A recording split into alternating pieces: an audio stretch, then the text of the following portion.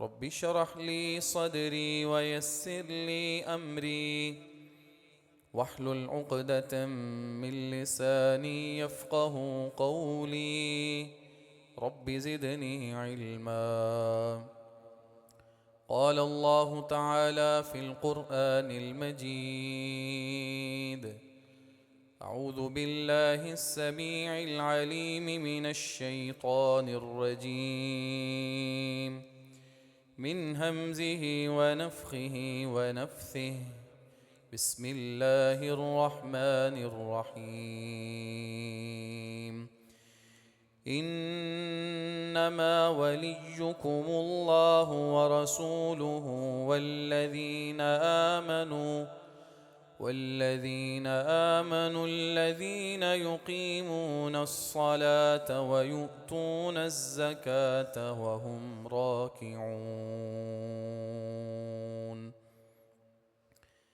हर किस्म की तारीफ़ात, तमजीदात व तस्बीहात खालिक कायनात अल्लाह रब्बुल आलमीन की ज़ात बारी ताला के लिए।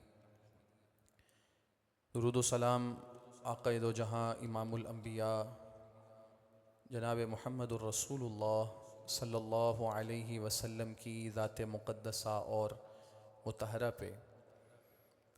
मौज़ूद सामीन व हज़रात, काबिल एहतराम भाइयों, बुज़ुर्गों, नौजवान साथियों, मुअज़्ज़ज़ात व मुकर्रमात, दीनी इस्लामी माओ बहनों,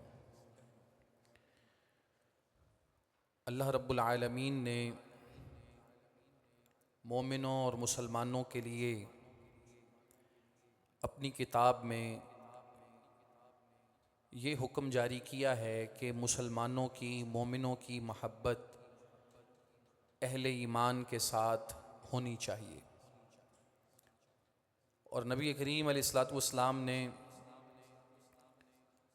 इंसान के हशर और रोज़े क़यामत, अंजाम और आक़िबत के मुताल्लिक़ ये बात इरशाद फरमाई कि जिस बंदे की दुनिया में जिसके साथ महब्बत होगी वो उसी के साथ उठाया जाएगा, रोज़े क़यामत उसी के साथ होगा। बहुत सारे मकामात पे अल्लाह ने यह हुक्म दिया कि अहले ईमान से महब्बत करो, उनसे दोस्ती लगाओ। उसके अलावा जो अहले निफाक हैं, अहले कुफ्र हैं, अल्लाह और उसके रसूलों को झुटलाने वाले हैं, उनको दावत ज़रूर दो, लेकिन जो दिल की महब्बत है वो तुम्हारी अहले ईमान के लिए होनी चाहिए। अहले ईमान में जो लोग दर्जा कमाल को पहुँचे, वो लोग जिन्होंने ईमान में हमसे सबकत इख्तियार की और उस मुश्किल दौर को देखा जिसे हमने सिर्फ सुना और पढ़ा है, देखा नहीं, उनसे मोहब्बत करना, उनके साथ चाहत रखना और दिल से उनका एहतराम करना, ये तो मुसलमानों मोमिनों के लिए बेहद ज़रूरी और लाजिम है। मेरी मुराद वो लोग जो रसूलुल्लाह सल्लल्लाहु अलैहि वसल्लम के दौर के थे, आपके असहाब थे, आपके साथी थे, या आपके अहले बैत थे और आपके घराने के लोग थे। ये लोग वो हैं कि जिनका अल्लाह ने इंतखाब किया था जनाब रसूलुल्लाह सल्लल्लाहु अलैहि वसल्लम का साथ देने का। ये अल्लाह का इंतखाब था। इनके अंदर रसूलुल्लाह अलैहि सलाम आए और इनके साथ मिल के अल्लाह के दीन को फैलाया और फिर इन्हीं के वास्ते दीन हम तक पहुँचा। इनको अगर रसूलुल्लाह सल्लल्लाहु अलैहि वसल्लम की ज़िंदगी से या दीन इस्लाम से आप निकाल देंगे तो आपके पास दीन नहीं बचेगा फिर, क्योंकि नबी करीम अलैहिस्सलातु वस्सलाम पर किताब ऐसे नहीं उतरी कि आसमान से सफ़हात और गत्ते पे लिखा हुआ मवाद हम तक पहुँचा हो, ऐसा नहीं हुआ।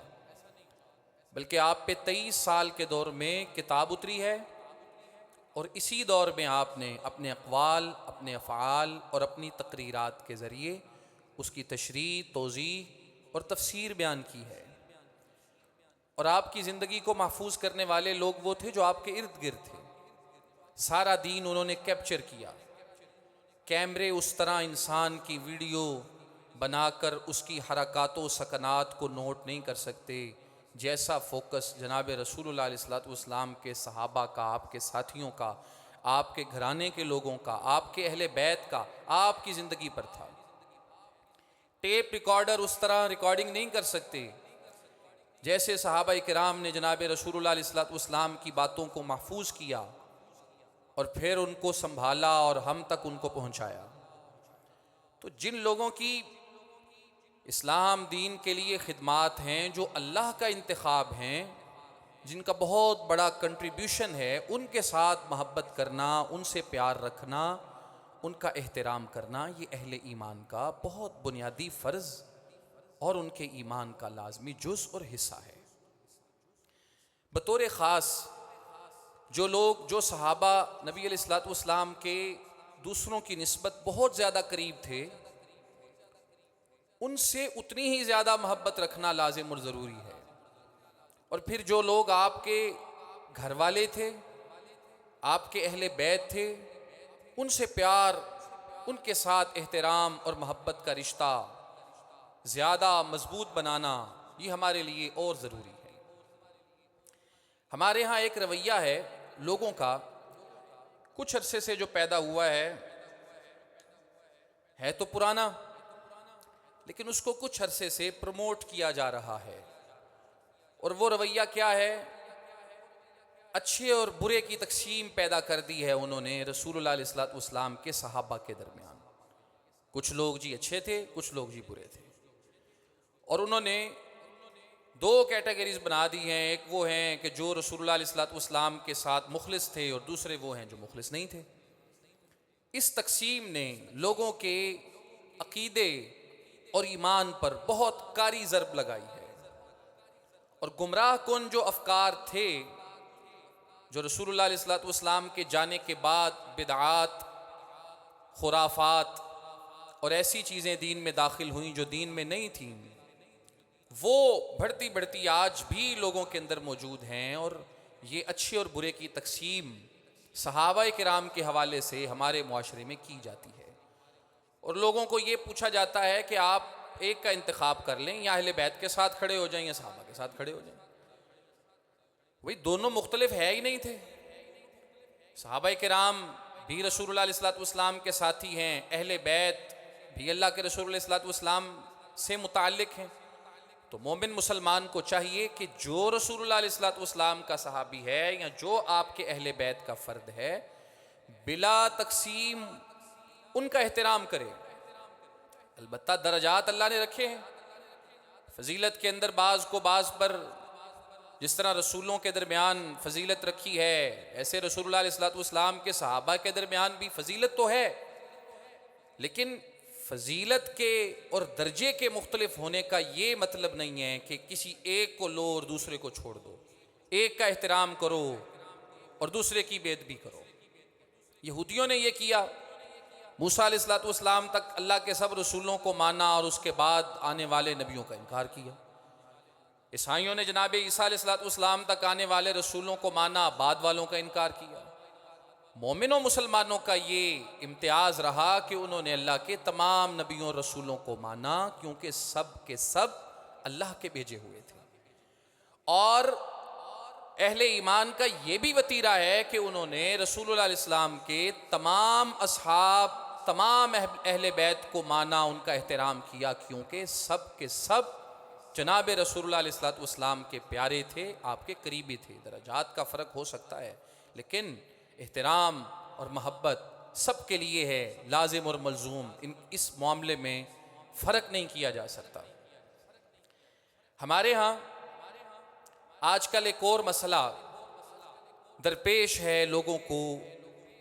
जैसे ही ज़िलहज का महीना आता है, ईद उल अज़हा गुज़रती है, गुज़रने के बाद कुछ अय्याम के बाद 18 तारीख़ आ जाती है, और फिर लोगों के अंदर ईद गदीर खुम का चर्चा किया जाता है, और बाकायदा तौर पे ये सवाल किया जाता है कि जी ये कोई ईद है, आप इस ईद को क्यों नहीं मनाते? गदीर खुम और फिर गदीर खुम के नाम पे एक ईद, हमारे मुआशरे में बाज़ लोग इसको मनाते हैं और जो मनाने वाले नहीं हैं उनसे सवाल उठाते हैं कि आप इस ईद को क्यों नहीं मनाते। अगर पूछा जाए कि ये कौन सी ईद है, ये किस दिन अदा होती है, इसकी नमाज कब अदा की जाती है, इसकी नमाज की रकतें कितनी होती हैं, खुतबा कब अदा होता है, उसका तरीक़ाकार क्या है, क्या तफसीलात, कपड़े नए पहने जाते हैं, खुशबू लगाई जाती है, रस्ते तब्दील किए जाते हैं, आते जाते ईदगाहें कायम की जाती हैं, इस तरह की अगर तफसीलात सवालात पूछे जाएं तो उनका जवाब कोई नहीं होता। लेकिन बहरहाल ये सवाल उठाया जाता है कि ईद गदीर खुम आप क्यों नहीं मनाते। और अहले बैत के साथ मोहब्बत में इस चीज़ को एक कसौटी और मयार के तौर पे रखा जाता है। अब सवाल ये है कि ये ईद गदीर खुम है क्या, इसकी डिटेल और तफसील को समझने की ज़रूरत है उन अहादीस की रोशनी में जो कुतुब अहादीस में मौजूद हैं, और फिर देखना यह है कि क्या वाकई इस नाम की कोई ईद है, क्या अहले बैत से मोहब्बत करने वाला उसके लिए लाजिम व ज़रूरी है कि वो ये ईद मनाए। बयान ये किया जाता है, कहा यह जाता है कि ये अल्लाह के रसूल सल्लल्लाहु अलैहि वसल्लम ने इस दिन सैयदुना अलीउल मुर्तज़ा, आपके चचाजाद, आपके दामाद, खलीफा राबे, अमीरुल मोमिनीन सैयदुना अली बिन अबी तालिब रज़ी अल्लाह ताला अन, उनकी खिलाफत का ऐलान किया था। तो चूँकि उनकी खिलाफत का ऐलान एक बहुत बड़ी खुशी है, लिहाजा उस दिन को ईद के तौर पे मनाया जाए। और जब आप अहादीस को देखते हैं और तारीख़ की कुतुब को उठाते हैं और इस बात की तफसील में जाते हैं और डिटेल देखने की कोशिश करेंगे तो बहुत सारी बातें आपको मालूम होंगी, और ये भी पता चलेगा कि जो कुछ हमारे यहाँ कहा जाता है उसकी क्या हैसियत है। ये भी बयान किया जाता है कि अल्लाह के रसूल सल्लल्लाहु अलैहि वसल्लम ने सैयदुना अली रज़ी अल्लाह ताला अन्हु की खिलाफत का ऐलान किया और खिलाफत बिला फसल का ऐलान किया। खिलाफत बिला फसल का मतलब होता है कि मेरे बाद बग़ैर किसी वक्फे और फासले के अली खलीफा होंगे। तो फिर इस बेस पे ये कहा जाता है कि जनाब अली रज़ी अल्लाह अन्हु को हक नहीं दिया गया, रसूलुल्लाह के बाद खलीफा अबू बकर बने, फिर उमर बने, फिर उस्मान बने रज़ी अल्लाह ताला अन्हुम। तो 2 साल का एक अरसा, 10 साल का एक अरसा, 12 साल का एक अरसा, तो ये तकरीबन जो एक 34 हिजरी तक या 36 हिजरी तक का अरसा जो गुजरता है, ये सारे का सारा हक जो था सैयदुना अली रज़ी अल्लाह ताला अन्हु का, ये वो गस्ब किया गया था। ये 24 साल 25 साल उनको हक नहीं दिया गया। अब देखने की ज़रूरत यह है कि क्या किताब व सुन्नत में ईद गदीर खुम के नाम की कोई चीज़ है, और क्या इसको जाने बगैर, इसको माने बगैर, इसको मनाए बगैर कोई बंदा अहले बैत का मुहिब हो सकता है कि नहीं हो सकता। तो आइए इस डिटेल और तफसील को देखते हैं किताब व सुन्नत की रोशनी में। सबसे पहली बात यह है, गदीर खुम क्या है। गदीर एक इलाके का नाम है। जो इलाका मक्के से अगर आप मदीने को निकलते हैं तो तकरीबन 250 किलोमीटर सफ़र जब आप कर लेते हैं तो उसके बाद एक मकाम है जुहफ़ा। उस जुहफ़ा मकाम पे एक इलाका है गदीर, और उस गदीर में एक हौज़ था, एक कुआं था जिसको कहा जाता था खुम। चूँकि वो कुआं था, हौज़ था, पानी था, तो काफ़िले वहाँ पे रुकते थे, पड़ाव डालते थे। जहाँ पानी होता है वहाँ पे ज़ाहिर है जब पानी होगा तो दरख्त भी होंगे, घास भी होगी, तो दरख्त होंगे तो साया भी होगा, घास होगी तो लोगों के बैठने की नरम जगह भी होगी। तो काफ़िले आम तौर पे वहाँ पे रुक जाते हैं जहाँ पे साया हो, जगह साफ़ सुथरी हो, जहाँ पे पानी हो। तो गदीर खुम, खुम एक हौज़ है और गदीर वो इलाका है। और वाक़या इसके पीछे क्या है, नबी करीम सल्लल्लाहु अलैहि वसल्लम ने जब हज के लिए निकलना था, आप जानते हैं कि रसूलुल्लाह इस्लाम ने अपनी ज़िंदगी में एक ही हज किया है जिसको हम हज्जतुल वदा भी कहते हैं। और ये हज कौन सा था, 10 हिजरी में आपने अदा किया था। 11 को आप इस दुनिया से चले गए और हिजरत के 10वें साल आपने ये हज अदा किया था। हज के तकरीबन 2.5 महीने बाद, 2.25 महीने बाद आप इस दुनिया से चले गए। जिलहज में आपने हज किया, फिर मुहर्रम आ गया, सफ़र और रबीउल अव्वल में आप इस दुनिया से रुखसत हो गए। तो हज्जतुल वदा के लिए जब आप निकले हैं तो इसी दौरान जिहाद का एक काफिला सैयदना खालिद इब्नुल वलीद रजी अल्लाह तआला अन्हु की क़ियादत में आपने मदीने से रवाना किया था यमन की तरफ। वो काफिला गया हुआ था, लड़ाई हुई, उनको फतह हासिल हुई, तो रसूलुल्लाह इस्लाम को खबर दी गई। आपने अली बिन अबी तालिब रजी अल्लाह अन्हु को हुक्म दिया कि यहाँ से मदीने से निकलो और यमन जाओ, जो माल गनीमत वहाँ पे है उसका खुमुस, खुमस कहते हैं 5वें हिस्से को, उसका खुमुस तुमने वसूल करना है। और दूसरी आपकी ड्यूटी ये लगाई थी कि हज के लिए मैंने ऊंट कुर्बान करने हैं। अल्लाह के रसूल सल्लल्लाहु अलैहि वसल्लम ने 100 ऊंट कुर्बान किए थे हज के लिए, तो वहां से ऊंट भी लेके आओ। तो अली रजी अल्लाह तआला अन्हु निकले, वहां पहुंचे। पहुंचने के बाद रसूलुल्लाह सल्लल्लाहु अलैहि वसल्लम का जो आपको हुक्म था आपने उसकी तामील की, खुमुस उसमें से लिया। खुमुस कहते हैं माल गनीमत का 5वां हिस्सा। शरीयत का उसूल ये है, कुरान मजीद का हुक्म ये है, वालमू अन्नमा गरिमतुम मिन शैइन फ़अन्ना लिल्लाहि खुमुसहु वलिर्रसूलि वलिज़िल क़ुरबा वल यतामा वल मसाकिन वब्निस सबील। अल्लाह ताला का हुक्म ये है कि जो भी चीज़ तुम्हें माल गनीमत के तौर पे काफिरों से मिलेगी उसका 5वां हिस्सा अल्लाह और उसके रसूल का होगा। 5वें हिस्से को खुमुस कहा जाता है। तो गनीमत का 5वां हिस्सा अल्लाह, उसके रसूल और जनाब रसूलुल्लाह सल्लल्लाहु अलैहि वसल्लम के अहले खाना, आपके कराबतदार, आपके रिश्तेदारों के लिए है। तो आपने वो लिया और जो बाकी माले गनीमत था वो भी तकसीम होना था। आपने एक बंदे को अमीर मुकर्रर किया और कहा कि ये जितना माल है ये तुम लेकर रसूलुल्लाह सल्लल्लाहु अलैहि वसल्लम के पास आओगे, और 2 अहकामात दिए। नंबर 1, कोई भी चीज तुमने तकसीम नहीं करनी। दूसरा हुक्म यह था कि जो सदके का माल है, सदके के ऊंट हैं, उनके ऊपर किसी ने सवारी नहीं करनी। यहां तक कि तुम अल्लाह के रसूल के पास आ जाओ, आपके पास माल गनीमत आए, आप उसको खुद तकसीम करेंगे। जो खुमुस का माल है उसको आप सदके के माल में शामिल करेंगे। तुमने किसी ने अपनी मर्जी नहीं करनी। अब जो खुमुस का माल था उसमें से सैयदना अली रजी अल्लाह तआला अन्हु ने अपने लिए एक लोंडी उसमें से ली। ये सही बुखारी की रिवायत है। अब एक शख्स, वो भी सहाबी रसूल हैं, बुरैदा, उनको इस चीज पे इतराज पैदा हुआ कि इन्होंने अपने लिए एक लोंडी माल गनीमत में से, खुमुस में से क्यों ली है। नंबर 1। दूसरा मसला ये पैदा हुआ कि आपने मना किया था कि सवारी भी कोई नहीं करेगा और तकसीम भी कोई नहीं करेगा। ये कह के आप आगे निकल गए। जिस बंदे को पीछे अमीर मुकर्रर किया था उसने कुछ कपड़े लोगों के दरमियान तकसीम कर दिए। ऊंटों के ऊपर बैठने की भी उसने इजाजत दे दी। तो जब ये काफिला चलते चलते अली रजी अल्लाह तआला अन्हु का आगे पड़ाव था, उनके साथ मिला, तो उन्होंने देखा कि इन ऊँटों के ऊपर लोग सवारी कर रहे हैं और जो माले गनीमत था, कपड़े थे, यमन कपड़ों में मशहूर था, ये इन्होंने आपस में तकसीम कर लिए हैं। तो उन्होंने इजहार नाराज़ी किया और लोगों से जो चीज़ें उनको मिली थी वापस ले ली उनसे। तो जब माले गनीमत जो तकसीम हुआ था, अली रजी अल्लाह तआला अन्हु ने वो वापस लिया और फिर उन लोगों को डांटा जो सवारी करके आ रहे थे। तो लोगों के अंदर सैयदना अली रजी अल्लाह तआला अन्हु के बारे में चैम गोइयाँ शुरू हो गई। किसी ने आपकी इस पॉलिसी से इख्तिलाफ किया, किसी ने इत्तेफाक किया, किसी ने तनकीद की, किसी ने तायीद की।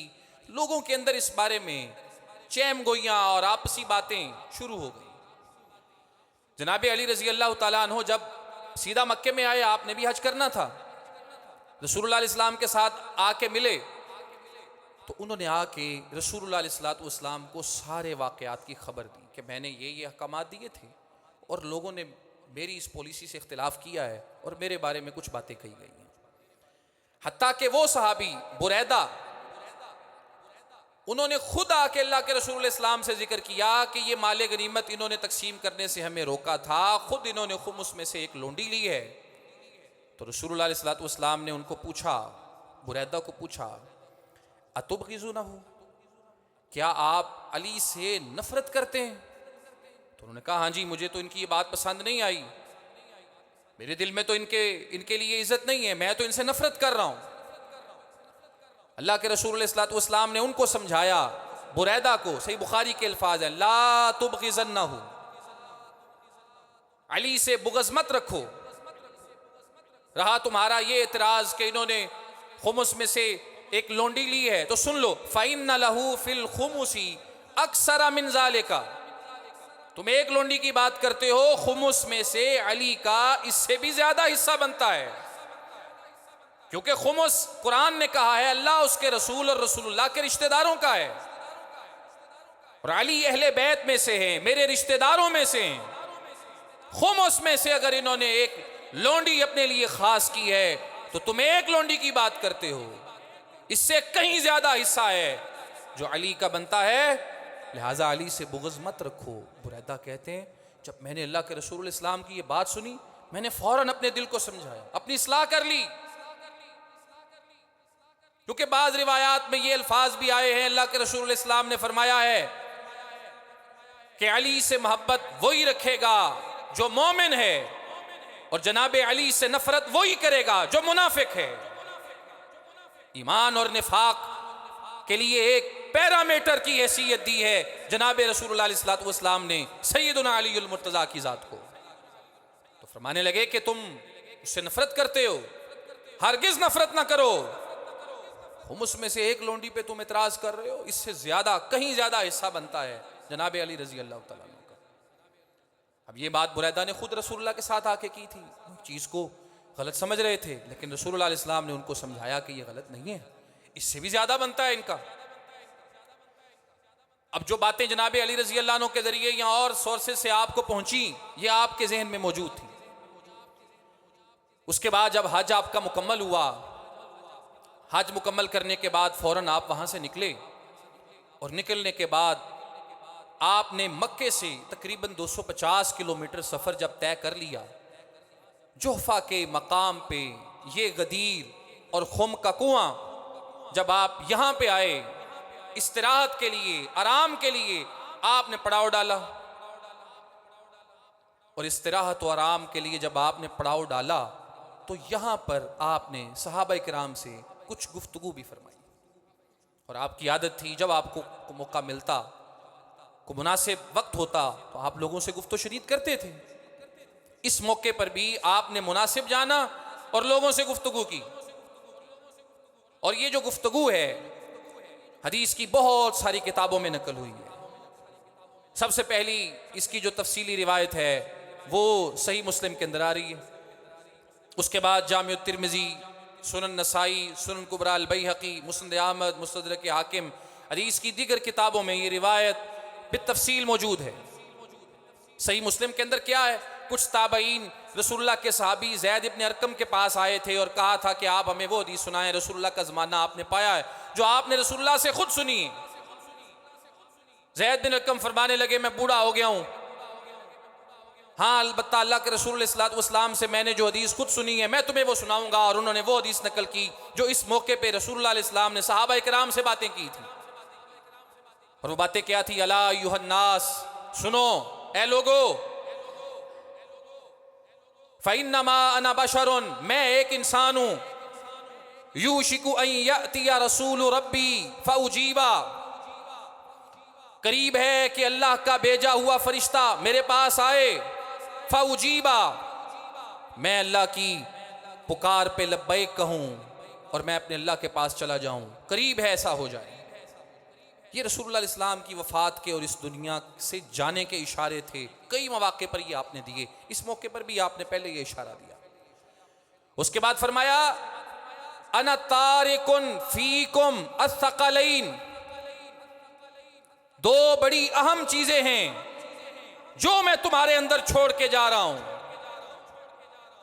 अव्वलुहुमा किताबुल्लाह, जो दो बड़ी अहम चीजें हैं उनमें से सबसे पहली चीज है अल्लाह की किताब। फीहिल हुदा, उसके अंदर हिदायत है, वन नूर, उसके अंदर नूर है। फखुज़ू बिकिताबिल्लाहि वस्तमसिकू बिही, बस अल्लाह की किताब को पकड़ लो, थाम लो, वस्तमसिकू बिही, और उसको मजबूती से पकड़े रखना, उसको कभी छोड़ना नहीं। किताबुल्लाह से मुराद कुरान मजीद भी है और किताबुल्लाह से मुराद रसूलुल्लाह की हदीस भी है। जब लफ्ज़ किताब बोला जाता है तो उसके अंदर कुरान और रसूलुल्लाह की सुन्नत और हदीस दोनों शामिल होते हैं। और फरमाया एक सबसे अहम चीज़ ये है, और दूसरी अहम तरीन चीज़ जो मैं अपने बाद तुम्हारे लिए छोड़ के जा रहा हूँ वो क्या है? अहलु बैती, मेरे घर वाले।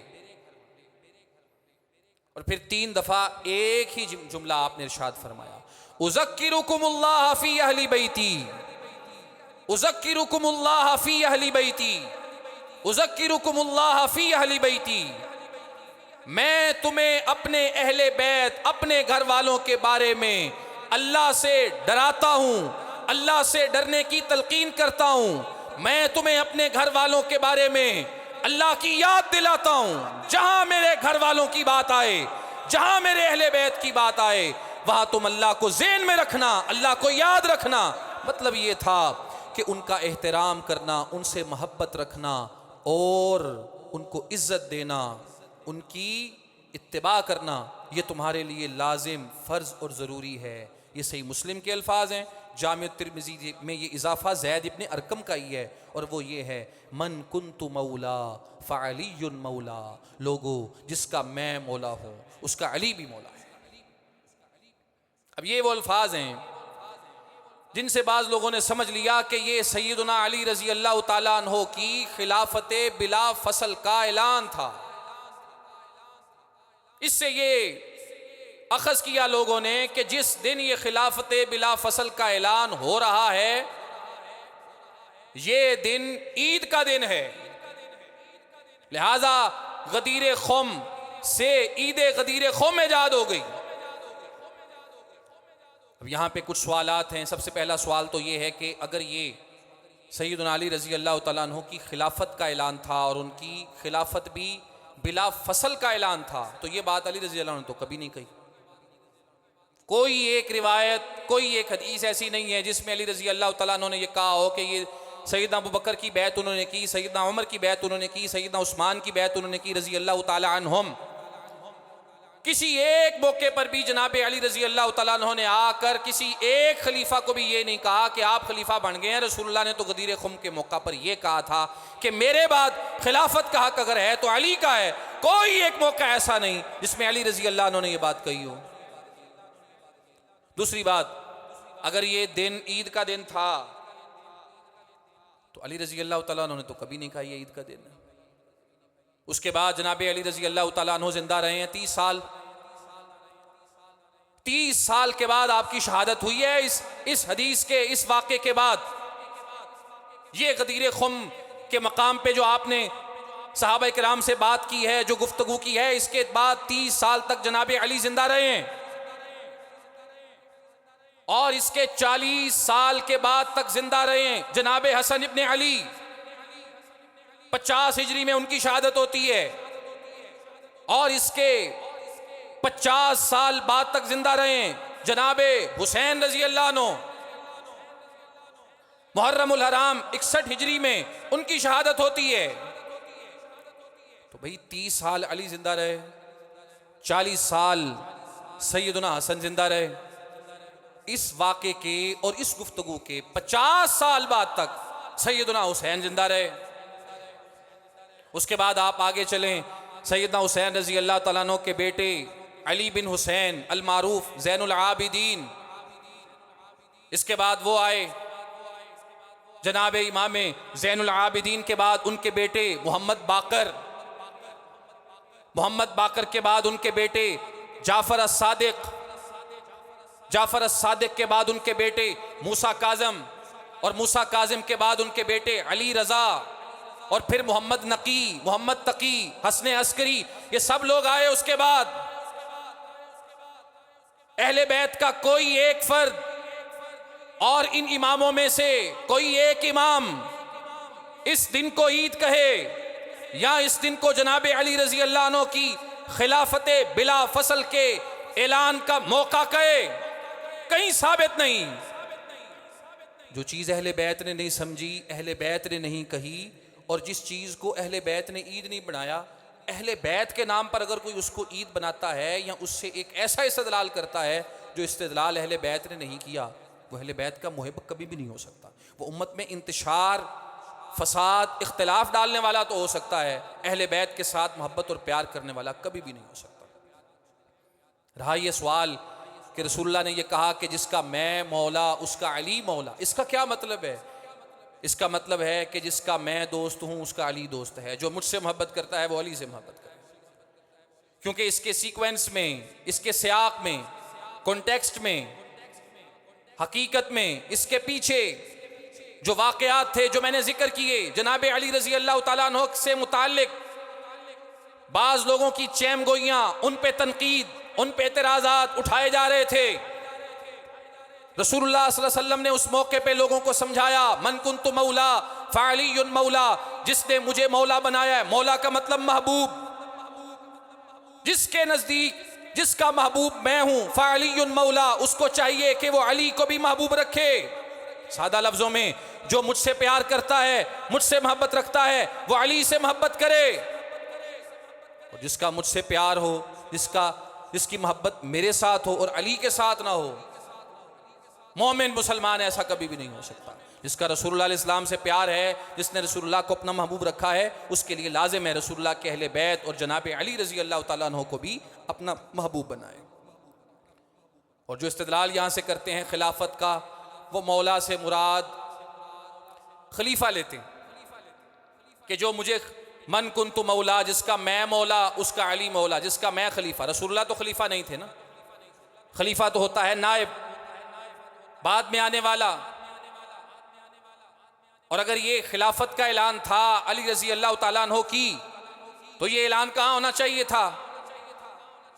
हज के दौरान, जहां पे हजारों लोग, 1.5 लाख 1.25 लाख के करीब लोग अल्लाह के रसूल के साथ हज कर रहे थे, जहां मैदान मिना में, अराफात में, मुज़दलिफा में, बैतुल्लाह के करीब, सफ़ा मरवा पे अल्लाह के रसूल ने सहाबा को बहुत सारी बातें बताई, सिखाई, सबक दिए, हज के तरीके बताए, और खुतबाते हज्जतुल वदा के नाम से एक पूरा चार्टर्ड है जो अल्लाह के रसूल इस्लाम ने सहाबा को खुतबात दिए। अगर ये खिलाफत का ऐलान होता अपने बाद, तो रसूलुल्लाह वहां करते, सबके सामने बताते कि मेरे बाद खलीफा कौन हो। ये बात आपने वहां नहीं की। कहाँ की? सिर्फ अपने काफिले वालों के साथ, क्योंकि ये मसला है ये अहले मदीना का था। मदीने के अलावा के लोगों का ये मसला ही नहीं था। वही लोग जो मदीने से आपने भेजे थे यमन में जिहाद के लिए, वो आपके साथ थे। उन्हीं में से बाज़ लोगों को इतराज़ था, तो रसूलुल्लाह इस्लाम की ये आदत थी, बजाय किसी को टारगेट करके गुफ्तगू की जाए, बात की जाए, रसूलुल्लाह की आदत थी, आप खुतबा देते थे, उसके अंदर जनरल बात कर देते थे, वो जिसकी बात होती थी उस तक भी पहुंच जाती थी, बकिया को भी नसीहत हो जाती थी। अल्लाह के रसूल इस्लाम का यही अंदाज था, स्पेसिफाई करके, खास करके मजलिस के अंदर किसी एक को उसकी बुराई बताई हो। आमतौर पे ऐसा नहीं होता था। जब भी आपने बात की है, जनरल लोगों को खुतबा दिया है, सब लोगों को मुखातब किया है, और जो बात आपके सामने होती आप वो कर देते, हर एक को मैसेज चला जाता। ये मसला अहले मदीना का था, इसलिए इसको जिक्र भी किया गया सिर्फ अहले मदीना के साथ। तो अगर ये खिलाफत का ऐलान होता तो अली रजी अल्लाह तआला अन्हु की खिलाफत को फिर उधर बयान किया जाता। और दूसरी बात एक और भी है, अगर किसी को बड़ा इसरार है कि नहीं नहीं जी यहाँ पे मौला से मुराद हुक्मरान ही है, मौला से मुराद सरपरस्ती है, मौला से मुराद खलीफा ही है, तो ठीक है। अली रजी अल्लाह तआला अन्हु, जो शख्स रसूलुल्लाह अलैहि वसल्लम को हुक्मरान मानता था, सरपरस्त मानता था, वो अली को भी माने, तो कोई भी मुसलमान मोमिन शख्स जनाब अली रजी अल्लाह अन्हु की खिलाफत का, आपकी हुकूमत का इनकारी नहीं है। वो समझता है कि अली रजी अल्लाह अन्हु की जो खिलाफत थी वो बरहक थी। अगर इसका ये मतलब भी निकाला जाए कि जिसका मैं मौला, जो मुझे हाकिम समझता है वो अली को भी हाकिम समझे, जो मुझे सरपरस्त मानता है वो अली को सरपरस्त माने, जो मुझे खलीफा समझता है वो अली को खलीफा समझे, तो फिर भी माना सही है। अली रजी अल्लाह अन्हु खलीफा थे, बरहक थे, उनकी खिलाफत में कोई इनकार नहीं। लेकिन ये समझना कि खिलाफत बिला फसल, उनके बाद जो 3 खुलाफा आए उन्होंने को नाउजुबिल्लाह हक गसब कर लिया था, और अली रजी अल्लाह तआला अन्हु खलीफा बिला फसल हैं। बिला फसल के अल्फाज इस हदीस में या इस वाक़े के अंदर कहीं मौजूद नहीं है। अगर किसी को यहाँ पे मौला का मतलब खलीफा ही करना है तो शौक से कर ले, लेकिन मतलब ये होगा कि मेरे बाद अली रज़ी अल्लाह अन्हु की जो खिलाफत होगी वो बरहक होगी। जो मुझे हुक्मरान समझता है वो अली को भी समझे। उनकी खिलाफत के ऊपर एतराज़ का दरवाज़ा बंद हो गया। उनकी खिलाफत बरहक थी, वो अमीरुल मोमिनीन थे, वो रसूलुल्लाह अलैहि वसल्लम ने उनको नामज़द किया था, इसमें तो कोई इख्तिलाफ़ नहीं। लेकिन जो बिला फसल वाली बात है कि फ़ौरन बाद यही होंगे और इनके बाद कोई और हक पे नहीं होगा, ये बात गलत है। और अगर आप दूसरे दलाइल को देखें तो इस चीज़ की हकीकत और भी आपके सामने वाज़ेह हो जाएगी। रसूलुल्लाह अलैहि वसल्लम ने वाज़ेह लफ्ज़ों के साथ अपनी ज़िंदगी में किसी के लिए भी नामज़दगी नहीं फरमाई। वाज़ेह कहा हो कि मेरे बाद फ़लाँ खलीफा होगा, फ़लाँ हुक्मरान होगा। रसूलुल्लाह अलैहि वसल्लम ने अपनी ज़िंदगी में ऐसी कोई नामज़दगी नहीं की, किसी को भी अपनी ज़िंदगी में यूँ नामज़द नहीं किया। लेकिन अल्लाह के रसूल इस्लाम ने कुछ इशारात ऐसे दिए जिनसे ये वाज़े कर दिया कि मेरे बाद मुसलमानों की खिलाफत, इमारत, विलायत, उसका हकदार अगर कोई है तो जनाब अबू बकर सिद्दीक रज़ी अल्लाह तआला अन्हु है। वाज़े इशारात इसके मौजूद थे। और अगर आप रिवायात को देखेंगे, हदीस तो बहुत सारी हैं, 2-3 के ऊपर गौर कर लें। सहाबी रसूल जुबैर इब्ने मुतइम रज़ी अल्लाह तआला अन्हु इरशाद फरमाते हैं, अल्लाह के रसूल के पास एक खातून आई मसला पूछने के लिए, और ये वो दिन थे, अय्याम थे जो आपकी ज़िंदगी के आखिरी थे। उसने बात पूछी, उसके बाद उसने कहा, रसूलुल्लाह ने उसको कहा फिर दोबारा आना। उसने कहा अगर मैं दोबारा आई और मैं आपको ना पा सकी तो क्या करूं? तो आप फरमाने लगे फ़अती अबा बकरिन, फिर अबू बकर के पास आ जाना। ये इशारा था अपने बाद जनाब सिद्दीक रज़ी अल्लाह तआला अन्हु के खलीफा बनने का। उसके बाद रसूलुल्लाह अलैहि वसल्लम ने एक दिन सहाबा को ख्वाब सुनाया अपना, और फरमाया मैं सो रहा था, बैनमा अना अला बेरिन, मैंने ख्वाब देखा कि मैं एक कुएं के सर पे बैठा हूँ, कुएं के किनारे बैठा हूँ। तो फरमाया मेरे ख्वाब में पहले अबू बकर तशरीफ़ लाए और उन्होंने डोल लिया और कुएं में फेंका और उसमें पानी भरा और निकाला, फिर फेंका, पानी भरा और निकाला। रसूलुल्लाह अलैहि वसल्लम ने फरमाया कि अबू बकर आए, मेरे ख्वाब में इन्होंने 1 या 2 डोल पानी के कुएं से भर के निकाले। उसके बाद उमर आ गए। फरमाया जब जनाब उमर आए तो जो डोल था उसकी शक्ल बहुत बड़े डोल में बदल गई। फलम अरा अबकरियन, जनाब उमर ने वो डोल लिया और कुएं में डाला, पानी निकालना शुरू किया। रसूलुल्लाह कहते हैं मैं ख्वाब देख रहा हूं कि उमर से ज़्यादा बेहतरीन शख्स जो डोल कुएं में डाल के पानी निकालने वाला, मजबूत और कवी और बहादुर हो, मैंने अपनी ज़िंदगी में नहीं देखा। सहाबा इकराम कहते हैं हमने इस ख्वाब की ताबीर ये की कि रसूलुल्लाह अलैहि वसल्लम के ज़माने में आपके जाने के बाद मुसलमानों का जो खलीफा होगा वो जनाब अबू बकर सिद्दीक होंगे, और आपके बाद जो खिलाफत आएगी वो जनाब उमर के पास आएगी। रसूलुल्लाह अलैहि वसल्लम के इस ख्वाब का ये मतलब है। और फिर अल्लाह के रसूल अलैहि वसल्लम की ज़िंदगी में आपका इरादा ये था, कई दफ़ा आपने अपने इस इरादे का इजहार भी किया कि मैं वाज़ेह तौर पे अबू बकर सिद्दीक रज़ी अल्लाह तआला अन्हु के मेरे बाद खलीफा बनने की नामज़दगी करूं। कई दफ़ा आपने इरादा किया।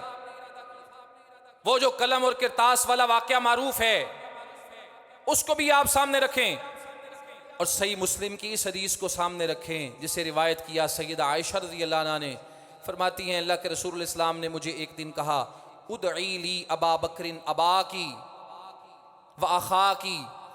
ये सही मुस्लिम की रिवायत है। रसूलुल्लाह सैयदा आयशा को कह रहे हैं कि मेरे पास अपने अब्बा जी अबू बकर को बुलाओ और अपने भाई को बुलाओ, हत्ता अक्तुबा किताबन, यहाँ तक कि मैं एक तहरीर लिखवा दूँ। फ़इन्नी अखाफ़ु अन यतमन्ना मुतमन्निन, मुझे ये डर है कि मेरे बाद कोई तमन्ना करने वाला मुसलमानों के खलीफा बनने की तमन्ना करने लगेगा। वयक़ूलु क़ाइल, मुझे डर है कोई कहने वाला ये कहेगा अना औला, कि मैं सिद्दीक से ज़्यादा हकदार हूँ खिलाफत का। सैयदा आयशा कहती हैं रसूलुल्लाह ने मुझे ये कहा, फिर खुद ही फरमाने लगे ये डर तो ज़रूर है लेकिन वयअबल्लाहु वल मुमिनूना इल्ला अबा बकरिन, साथ मुझे ये यकीन भी है कि अल्लाह ने भी इनकार कर दिया और मोमिन भी इनकार कर देंगे सबका, सिवाय अबू बकर के। और हुआ भी ऐसे। रसूलुल्लाह अलैहि वसल्लम के जाने के बाद जनाब सिद्दीक़ अकबर रज़ी अल्लाह अन्हु खलीफा बने हैं। मोमिनों में से कोई एक ऐसा आदमी नहीं है, अहले बैत में से कोई एक ऐसा आदमी नहीं है जिसने आपको खलीफा नहीं माना, क्योंकि रसूलुल्लाह की ये पेशगोई थी कि अल्लाह ने भी इनकार कर दिया, मोमिनों ने भी इनकार कर दिया। इल्ला अबा बकरिन, सिवाय अबू बकर के। अल्लाह का फैसला भी यही है, मोमिनों का फैसला भी यही है। इसलिए अल्लाह के रसूल ने लिखवाने के इरादे को तर्क कर दिया, लेकिन ये बात वाजे कर दी कि मोमिनों ने भी इनकार कर दिया, अल्लाह ने भी इनकार कर दिया। इल्ला अबा बकरिन, सिवाय अबू बकर के। और सबसे बड़ी बात, जनाब रसूलुल्लाह अलैहि वसल्लम, जब आपका मरज़, आपकी बीमारी इतनी बड़ी कि आप मस्जिद में नमाज पढ़ाने के लिए नहीं आ सके, बीमार तो आपकी बीमारी का आगाज़ तो माह सफ़र के आखिर पे हो गया था, लेकिन बुखार के बावजूद, बीमारी के बावजूद आप मस्जिद में आ रहे थे, नमाजें पढ़ा रहे थे। सोमवार के दिन आपका इंतकाल होता है, आप इस दुनिया से गए। सोमवार से पहले जो जुमेरात का दिन आया है, इस दिन आपने सहाबाए किराम को मगरिब की नमाज़ पढ़ाई है, और मगरिब की नमाज़ पढ़ाने के बाद घर गए। फिर दोबारा नमाज़ पढ़ाने के लिए आप नहीं आ सके, सिवाय एक मरतबा आए थे जब सिद्दीक नमाज़ पढ़ा रहे थे, आपने उनके पहलू में बैठ के नमाज़ पढ़ी थी। ये हफ्ता, जुम्मा, हफ्ता और इतवार, 3 दिन ये, और जुमेरात की इशा और फजर सोमवार के दिन की 17 नमाजें बनती हैं, जो अल्लाह के रसूल अलैहि वसल्लम की ज़िंदगी में आखिरी आपकी नमाजें हैं। आपने घर पे अदा की हैं। मस्जिद में इमामत करवाने के लिए, नमाज पढ़ाने के लिए आप नहीं आ सके, सिवाय एक नमाज के।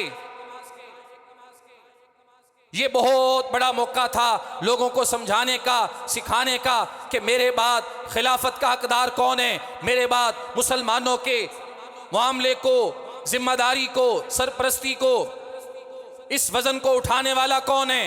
ये बहुत बड़ा मौका था। और सैयदा आयशा रज़ी अल्लाह अन्हा फरमाती हैं, रसूलुल्लाह इस्लाम पे बेहोशी तारी थी, बुखार की वजह से आप बेहोश थे, फिर जागते और सवाल करते, क्या लोगों ने नमाज पढ़ ली है, क्या लोगों ने नमाज पढ़ ली है? जवाब आता कि नहीं, यंतज़िरून का, वो आपका इंतज़ार कर रहे हैं। फिर आप पे बेहोशी तारी हो जाती, आप सो जाते, फिर जागे, फिर यही सवाल। तीसरी दफ़ा जब यही मामला हुआ तो फरमाया, मुरू अबा बकरिन फलयुसल्लि बिन्नास, अबू बकर को हुक्म दो, वो लोगों को नमाज पढ़ाएं। सैयदा आयशा रज़ी अल्लाह अन्हा फरमाती हैं, मेरे दिल में ये बात थी कि अगर मेरे अब्बा जी अबू बकर मुसल्ले पे खड़े होकर नमाज पढ़ाएंगे, रसूलुल्लाह अलैहि वसल्लम बीमार हैं, हो सकता है कि कोई जनाब अबू बकर सिद्दीक़ रज़ी अल्लाह अन्हु के बारे में ऐसी बात कहे जो मुझे या उनको अच्छी ना लगे, कि रसूलुल्लाह भी जिंदा हैं, हयात हैं, आप अपने घर में हैं और आप मुसल्ले पे नमाज पढ़ा रहे हैं। कहती मेरे दिल में ये बात मौजूद थी, इसलिए मैंने अल्लाह के रसूल को कहा, ए अल्लाह के रसूल, अबू बकर बड़े नरम दिल के आदमी हैं, अगर वो मुसल्ले पे खड़े होके आपकी ज़िंदगी हयात में नमाज पढ़ाएंगे, वो रोने लग पड़ेंगे, उनसे ये बर्दाश्त नहीं होगा। आप उमर से कह दें, उस्मान से कह दें, अली से कह दें, किसी और से कहें कि वो लोगों को नमाज पढ़ाएं। फरमाती हैं अल्लाह के रसूल को तो मैंने ये कहा कि वो बड़े रकीकुल कल्ब हैं, बड़े नरम दिल हैं, उनसे बर्दाश्त नहीं होगा, लेकिन मेरे दिल में ये बात मौजूद थी कि अगर सिद्दीक नमाज पढ़ाएंगे, हो सकता है उनके ऊपर कोई एतराज करे और ये कहे कि रसूलुल्लाह हयात हैं और आप मुसल्ले पे क्यों आ गए, कोई उनसे बुरा शुगून ना ले ले। दिल में मेरे ये बात थी। कहती हैं जब अल्लाह के रसूल इस्लाम ने मेरे इस मशवरे को सुना तो फरमाने लगे, इन्ना कुन्ना सवाहिबु यूसुफ़ा, तुम भी वैसी ही औरतें हो जैसे यूसुफ अलैहिस्सलाम के ज़माने की औरतें थीं।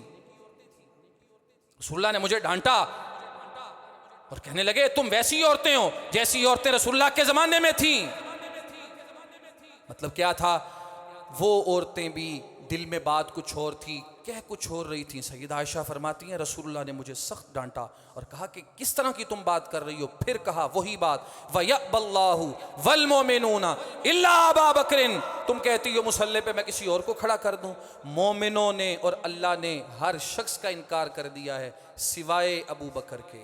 मुरू अबा बकरिन फलयुसल्लि बिन्नास, मुसल्ले पे खड़ा होके नमाज पढ़ाने का हुक्म अबू बकर को दो, उसके अलावा कोई यहाँ नहीं आ सकता। फरमाती हैं फिर सिद्दीक को हुक्म मिला, वो नमाज पढ़ाते रहे। रसूलुल्लाह की ज़िंदगी में 17 नमाजें आपके मुसल्ला इमामत पे खड़े होके पढ़ाने वाले जनाब सिद्दीक अकबर रज़ी अल्लाह ताला अन्हु थे। रसूलुल्लाह ने वाज़े इशारे दे दिए कि मेरे बाद खिलाफत किसके पास जाएगी। जनाब अली रज़ी अल्लाह ताला अन्हु खलीफा बरहक थे, लेकिन अगर कोई ये समझता है कि उनका हक मारा गया, उनसे हक छीना गया, तो जनाब अली ने तो कोई बात ऐसी कभी कही नहीं। अहले बैत के किसी फ़र्द ने तो ऐसा कुछ कहा नहीं। वो तो खुशी से बैत करने वाले थे जनाब सिद्दीक की, जनाब फ़ारूक की, जनाब उस्मान की, और उनके अदवार में अहम तरीन ओहदों पे फायज थे, अहम तरीन जिम्मेदारियों पे फायज थे। अगर हक गसब हुआ होता तो वो ज़रूर इसका जिक्र करते। ना उन्होंने कहा, न 11 न 12 किसी इमाम ने कहा। जिसने भी ये कहा है उसने उम्मत में इफ्तिराक डाला है, इख्तिलाफ डाला है, हक के साथ उसका कोई ताल्लुक़ नहीं है। रसूलुल्लाह अलैहि वसल्लम ने सैयदना अली रज़ी अल्लाह अन्हु की फ़जीलत व अज़मत में जो कुछ कहा है वो बरहक है। किसी मोमिन मुसलमान के लिए ये जायज़ ही नहीं कि वो अली रज़ी अल्लाह अन्हु या अहले बैत के किसी फ़र्द के साथ बुग़्ज़ रखे, ये जायज़ ही नहीं। लेकिन मोहब्बत रखने का ये मतलब नहीं है कि ऐसी बातें दीन में दाखिल करना शुरू कर दो जो हैं ही नहीं। अहले बैत का नाम लो और बस अपनी मर्ज़ी का दीन घड़ना शुरू कर दो। अहले बैत से ये कोई मोहब्बत नहीं है। अहले बैत से मोहब्बत ये है कि जो मनहज उन्होंने अपनाया उस मनहज को इख्तियार किया जाए। आइंदा खुतबा इंशाअल्लाह अज़ीज़ जनाब अली रज़ी अल्लाह तआला अन्हु की मनक़िबत, आपके फ़ज़ाइल, यहीं से इसका आगाज़ करेंगे। अल्लाह ताला मुझे आपको समझने की तौफ़ीक दे। वमा तौफ़ीक़ुना इल्ला बिल्लाह।